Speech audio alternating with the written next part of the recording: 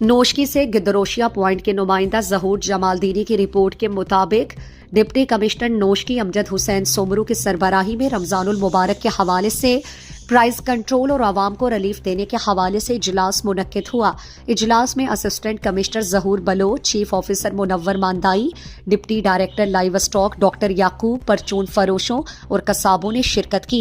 इजलास में deputy commissioner Amjad Hussain Soomro और एसी जहूर बलोच ने गुफ्तगू करते हुए बताया कि माह रमजान में सूबाई हुकूमत के अहकामात के तहत सस्ता बाजार लगाया जाएगा, जहां मुख्तलिफ अशिया के ताजिर अपनी स्टॉल लगाकर बाजार से सस्ते और मुनासिब दामों अशिया खुरनोश आवाम को फराहम करेंगे। गिराम फरोशी और जखीरा अंदोजी की किसी को भी इजाजत नहीं दी जाएगी, बल्कि गिराम फरोशी करने वालों के खिलाफ इंतहाई सख्त कार्रवाई की जाएगी।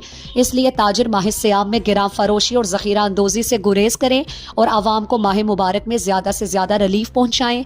जिला इंतजामिया के मुकर्रर करदा निरखों से किसी ने भी तजावुज या गिराम फरोशी की तो उसके खिलाफ बिला तफरीक कार्रवाई की जाएगी।